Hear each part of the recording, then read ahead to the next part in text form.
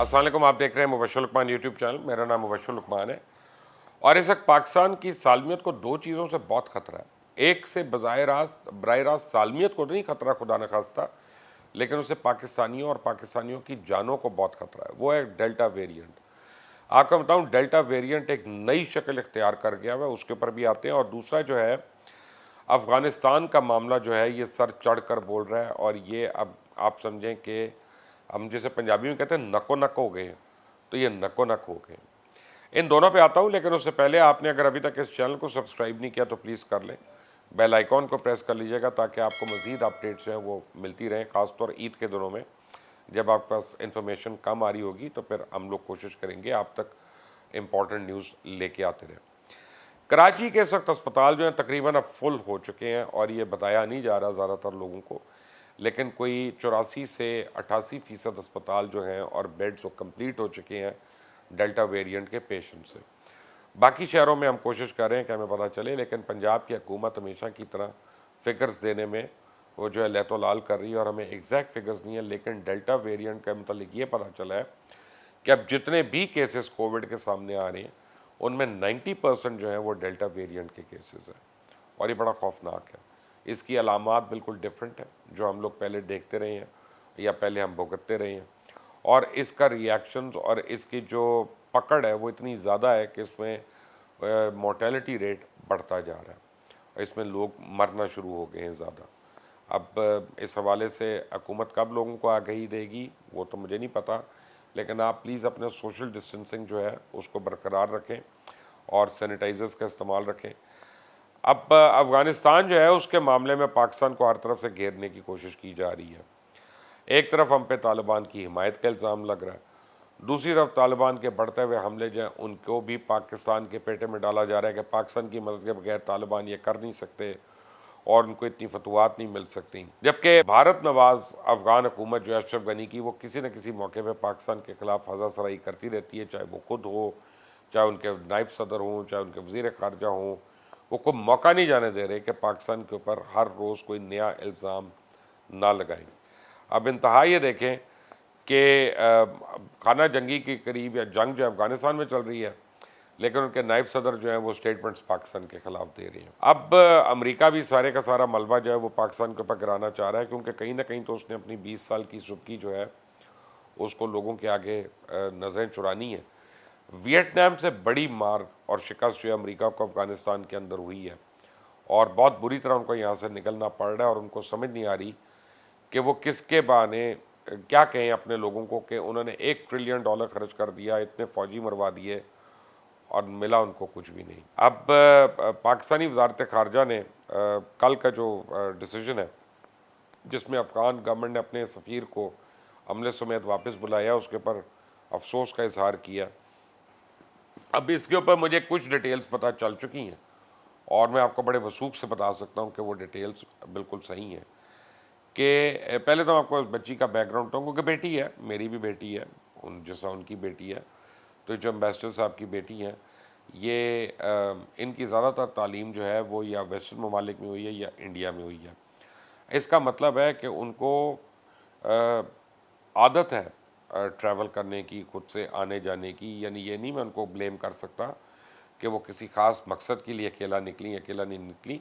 All I can say is कि ये carelessness है। एक प्रोटोकॉल को बाईपास किया गया कि जब आपका अपना मुल्क जंग में है, फॉरगेट अबाउट पाकिस्तान, पाकिस्तान के हालात को छोड़ दें एक सेकंड के लिए, आप अफ़गान एम्बेसडर की बेटी हैं और वो करियर एम्बेसडर हैं। वो पहली दफ़ा एम्बेसडर बने नहीं, वो कई जगहों पे तैनात रहे हैं, यहाँ भी 4-5 महीने से हैं। और आपको पता है आपका मुल्क जंग में है और तालिबान जो हैं वो उनसे जंग हो रही है। तालिबान रोज़ एरिया गेन कर रहे हैं, रोज़ आपकी हुकूमत, आपके वालिद की हुकूमत जो है वो पाकिस्तान के ऊपर और तालिबान के ऊपर मुख्तलिफ़ किस्म के इल्ज़ामात लगा रही है। तो ऐसे में आपको अपनी सिक्योरिटी जो है उसका ख्याल करना चाहिए। होता क्या है, मैं आपको बड़ी थोड़े अल्फाज में बता दूं कि बच्ची निकली, उसने अपने भाई के लिए तोहफ़ा लेना था। पहले वो एक टैक्सी पे गई, फिर दूसरी पे आई, तीसरी पे आई, अब बीच में कहीं पे उसके बाद एक वाक़या हो जाता है जब वो F9 पार्क जाती हैं। किसी ने उनको ज़बरदस्ती अगवा किया, क्या किया, लेकिन जब वो रिलीज़ होती हैं चंद घंटे के बाद, अभी तक उनकी फैमिली को नहीं पता। تو سب سے پہلے وہ F8 میں واقع علی میڈیکل کمپلیکس میں جاتی ہے. تو علی میڈیکل کمپلیکس والوں نے ان کو جب دیکھا, انہوں نے کہا کہ یہ پولیس کیس ہے, ہمیں اتھارٹی نہیں ہے اس کو ڈیل کرنے کی, تو یہ آپ کو سرکاری اسپتال جانا پڑے گا. وہاں سے وہ خود پیمز جاتی ہیں.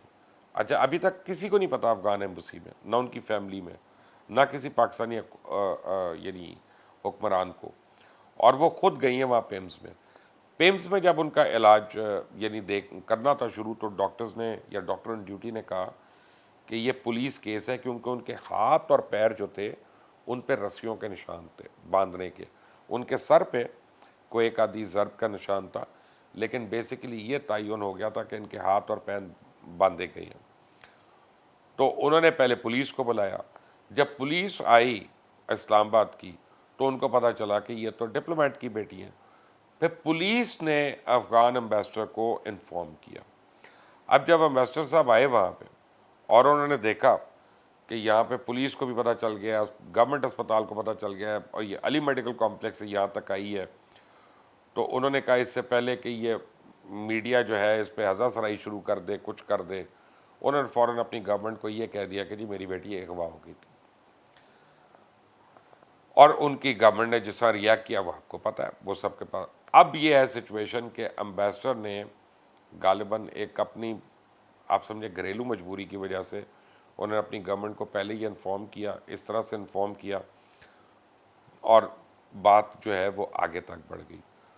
تھوڑا سا میں سمجھتا ہوں کہ ہماری جو مختلف لوگ ہر وقت ہر ایک آدمی پریس کانفرنسز کر رہا ہوتا ہے, شوق ہوتا ہے ان کو, جو اس میں آ کے انہوں نے اس کو کیریکٹر اسیسنیشن کا ایک آپ سمجھے شکل بن گئی کہ جی یہ کس کو ملنے گئی, کیوں ملنے گئی, وہ جو ہے اس کی ضرورت نہیں تھی.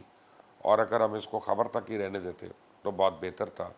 اور اب اس کے بعد یہ سچویشن جو ہے یہ اتنی ایسکلیٹ کر گئی ہے کہ افغانستان اور پاکستان کے جو وزارت خارجہ ہیں دونوں کے, وہ آپس میں انوالو ہو چکے ہیں. اب اور جو ہے اس بچی کا اپنا بیان بھی آ گیا, تحریری بیان بھی آ گیا, اس کے ڈیٹا کا فورینزک بھی ہو رہا ہے. تینوں ٹیکسی والے جو ہیں, تینوں ٹیکسی ڈرائیورز جن سے اس نے ٹیکسی جن کی یوز کی تھی, وہ سارے پولیس کے ساتھ رابطے میں ہیں, ان سب کی سٹیٹمنٹس آ گئی ہیں. پرابلم ایک اور ہے, ہماری باتوں کا کسی کو اعتبار نہیں آتا.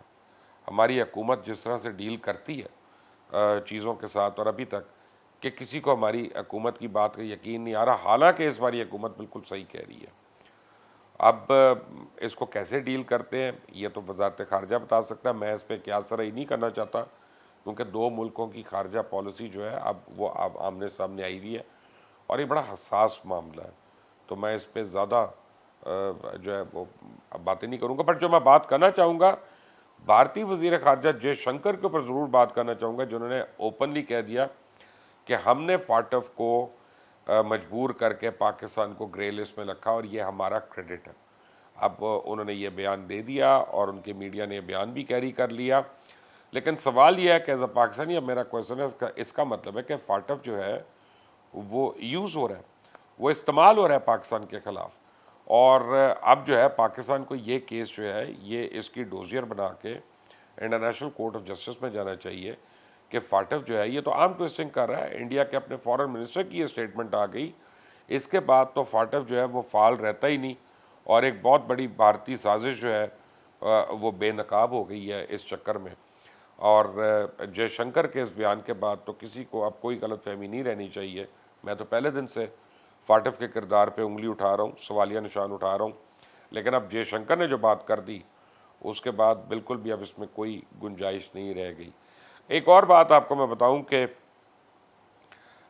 میں اب یہ کیونکہ قربانی کا ٹائم ہے, 2 دن کے بعد قربانی ہے انشاءاللہ, اور میں دیکھ رہا ہوں کہ جس طرح سے پورے شہر میں جانور ہیں, اور جو صفائی کا اور نکاسی کا انتظام کیا گیا حکومت کی طرف سے وہ انتہائی ناقص ہے, اور اس سے پتہ نہیں کتنی بیماریاں اور کتنی وبائیں جو ہیں انہوں نے پھوٹنا ہے. بارشیں ہو رہی ہیں, حبس کا موسم ہے, ایسے میں یہ نہ ہونا یہ بھی ایک ظلم ہے. پتہ نہیں گورننس جو ہے ہماری وہ کہاں چلی گئی, اور وسیم اکرم پلس جو ہیں وہ اس وقت کیا سوچ رہے ہیں. بٹ مزید اپڈیٹس آپ کو دوں گا, مزید ڈیولپمنٹ جو ہوگی وہ بھی آپ کے پاس لے کے آؤں گا. اس سے پہلے اس چینل کو سبسکرائب کریے گا, بیل آئیکن کو پریس کریں. انٹل دی نیکسٹ ٹائم, اللہ حافظ.